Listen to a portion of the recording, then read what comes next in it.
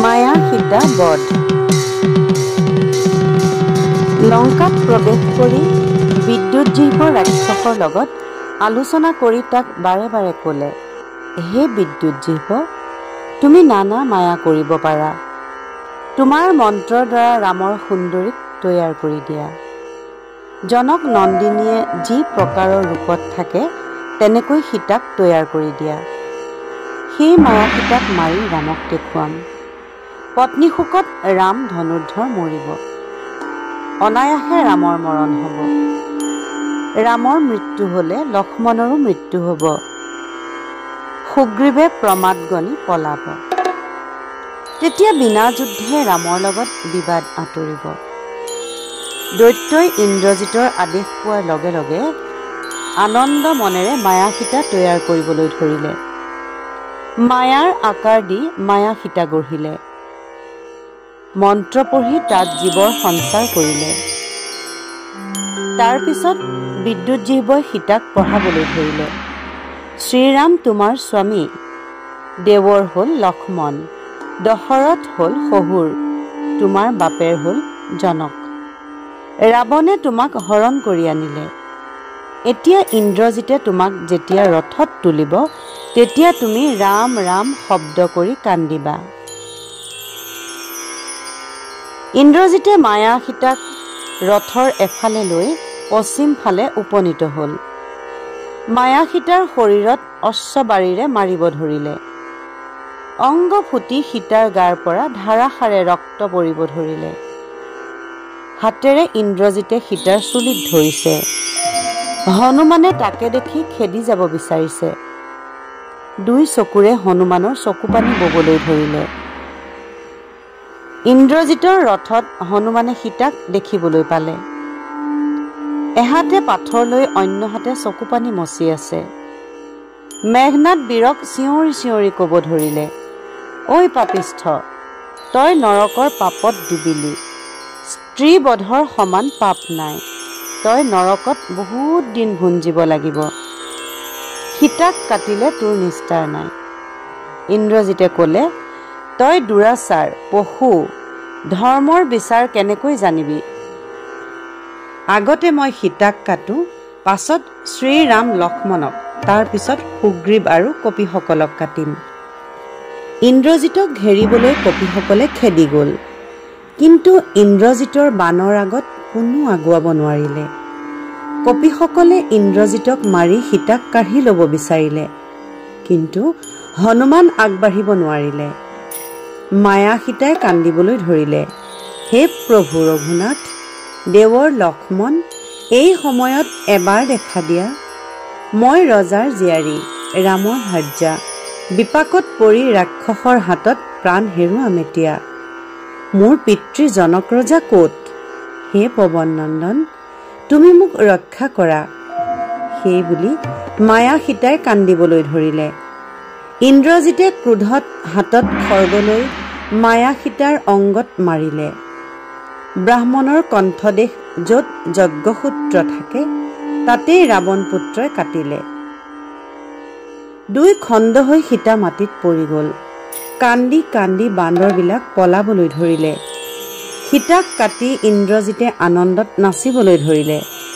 হনুমানে সকলো কপিকে ক'লে, কপিসকল, তোমালোক ৰণত স্থিৰ হোৱা। আজি ৰণত ইন্দ্ৰজিতক বধ কৰিম। হনুমানৰ কথাত সকলো কপি ঘূৰি আহি ৰণত প্ৰৱেশ কৰিলে। অসংখ্য কপিয়ে কোটি কোটি গছ ৰাক্ষসলৈ মাৰিবলৈ ধৰিলে। বান্দৰৰ যুদ্ধত ত্ৰাসিত হৈ ইন্দ্ৰজিত লৰালৰিকৈ লংকাৰ ভিতৰ সোমালেগৈ। হনুমানে সকলো কপিকে ক'বলৈ ধৰিলে, হে কপিসকল, সীতা দেৱীয়েই মৰি গ'ল, কাৰ কাৰণে যুদ্ধ কৰিম? ৰামৰ আজ্ঞা যেনে হ'ব তেনেকুৱাই হ'ব। সেই বুলি সকলোৱে শ্ৰীৰামৰ ওচৰলৈ যাত্ৰা কৰিলে। কান্দি কান্দি হনুমানে শ্ৰীৰামক ক'লে, হে প্ৰভু, সীতা দেৱীক সকলোৰে সন্মুখতে ইন্দ্ৰজিতে কাটিলে। কথা শুনি ৰঘুনাথ মূৰ্ছিত হ'ল। কপিসকলে ৰামৰ মূৰত ঠাণ্ডা পানী ঢালিবলৈ ধৰিলে। শ্ৰীৰামৰ অৱস্থা দেখি লক্ষ্মণে বিলাপ কৰি ক'বলৈ ধৰিলে, হে দাদা, তুমি ত্ৰিলোকৰ নাথ, ধৰ্ম নিকেতন। ধৰ্মৰ কাৰণে ৰাজ্য ত্যাগ কৰি বাকলি বসন পিন্ধিলা, ফল মূল হাৰি শিৰে জটা ধাৰি। সংসাৰীৰ নিচিনাকৈ স্ত্ৰীৰ কাৰণে যেন দুখ পাই আছা। দিব্য সিংহাসনত বহি ৰাজভোগ কৰি থাকিলাহেঁতেন। দুষ্ট দশাননে সীতাক কেনেকৈ দেখিলেহেঁতেন। নিজৰ দোষতে দেশান্তৰিত হলো। জনমত সীতাৰ নিচিনা নাৰীক হেৰুৱালা। পিতা মাতা বন্ধু আদি সকলো সপোন। যেনেকৈ গছৰ তলত ক্ষন্তেকৰ কাৰণে কোনো পথিকক পোৱা হ'ল। স্ত্ৰী পুত্ৰ সকলো মিছা, কোনো কাৰো নহয়। বাটৰুৱাই বাটৰুৱাক যেনেকৈ বাটত পৰিচয়।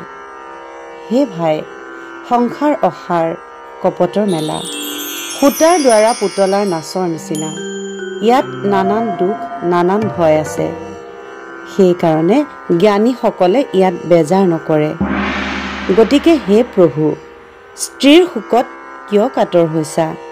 মহাজনসকলে শোকৰ সাগৰৰ পৰা সহজে তৰে। তোমাৰ কিহৰ ভাজ্যা, কিহৰ বাপ ভাই। তোমাৰ সমান জগতত গোসাঁই নাই। তুমি সকলোৰে প্ৰাণ, সকলো তোমাৰ ছায়া। তোমাৰ বাহিৰে কোনো নাই, সকলো তোমাৰ মায়া। সীতাৰ কাৰণে অচেতন হোৱাটো কেনে কথা। মহামুনি বশিষ্ঠ কুলৰ পুৰোহিত। তেওঁ সোঁশৰীৰে স্বৰ্গলৈ গ'ল। স্বৰ্গলৈ গৈ মহামুনিয়ে পুত্ৰ ভাৰ্যাৰ শোকত ভ্ৰষ্ট হৈ পুনৰ মৰ্ত্যলোকলৈ আহিলে। লক্ষ্মণৰ কথা শুনি শ্ৰীৰামে ক'লে, হে লক্ষ্মণ, তুমি মোক কি বুজাব আহিছা। ভাৰ্যা সুখ কোনেও পাহৰিব নোৱাৰে। স্ত্ৰী পুত্ৰ দুইটা এই সংসাৰত জন্মে। স্ত্ৰীৰ পৰা পুত্ৰ হৈ পৰিয়াল বৃদ্ধি হয়। ইষ্ট বন্ধু কুটুম্ব আদি ঘৰৰ যিমান লোক আছে সকলোতকৈ ভাই আৰু ভাৰ্যালৈ বৰ সুখ। ঠায়ে ঠায়ে ভাই আৰু কামিনী বহুত পোৱা যায়। কিন্তু গুণৱতী স্ত্ৰী মৰিলে সেয়া বিশেষ মৰণ। স্ত্ৰীৰ বাহিৰে পুৰুষৰ ক'তো সুখ নাই। এই স্ত্ৰীৰ সুখ যি এৰাব পাৰে তেওঁ পৰম জ্ঞানী। ৰাজ্য হেৰুৱালে পিতৃ হেৰুৱালেও পাহৰিব পাৰি, কিন্তু নাৰীক হেৰুৱালে তাক পাহৰিব নোৱাৰি। সীতাক নেদেখিলে মই থাকিব নোৱাৰো, সেই বুলি কৈ কান্দি কান্দি ৰাম অচেতন হৈ গ'ল।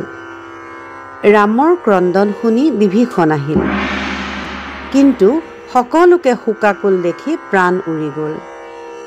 বিভীষণে হনুমানক বাৰ্তা সুধিলে, ৰামৰ শৰীৰত কিয় ধূলাই ধূসৰ হৈ আছে।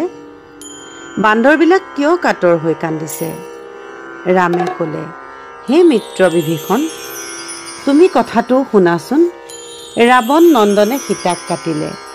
সকলো পৰিশ্ৰম বৃথাই গ'ল। প্ৰাণৰ জানকীক হেৰুৱালোঁ। সেই বুলি কৈ সীতাৰ গুণ গাই গাই ৰামে হুৰাও ৰাৱে কান্দিবলৈ ধৰিলে। আজি সীতাৰ অবিহনে প্ৰাণ ত্যাগ কৰিম। হে লক্ষ্মণ, তুমি অযোধ্যালৈ ঘূৰি যোৱাগৈ। বিভীষণে ক'লে, হে প্ৰভু, তুমি নাকান্দিবা। সীতাক কাটিবলৈ কাৰ সাধ্য আছে। ৰামে ক'লে, সীতাক কটা হনুমানে দেখিছে। বিভীষণে ক'লে, হে প্ৰভু, হনুমানক পশুৰ ভিতৰতহে গণ্য কৰিব পাৰি। সি বনৰ জন্তু, বুদ্ধি নাই। মা জানকী মহালক্ষ্মী, তেওঁক কাটিবলৈ কাৰ সাধ্য আছে। সীতাক অশোক বনত ৰাখি থৈছে। ইন্দ্ৰজিতৰ কি সাধ্য আছে যে তাৰ পৰা সীতা দেৱীক আনিব। 10,000 দাসীয়ে সীতাক ঘেৰি ৰাখিছে। অন্য পুৰুষ তালৈ যোৱাৰ সাধ্য নাই। ইন্দ্ৰজিতে মায়া সীতাকহে কাটি দুটুকুৰা কৰিছে। সেই মায়াতেই বান্দৰ হনুমান ভুলিলে। মোৰ কথাত যদি প্ৰত্যয় নোযোৱা তেনেহলে হনুমানে গৈ অশোক বনত চাই আহকগৈ। এই বুলি কোৱা শুনি সকলো আনন্দিত হ'ল। অশোক বনত হনুমান উপনীত হ'লগৈ। তাত গৈ দেখিলে ৰামৰ স্ত্ৰী বহি আছে।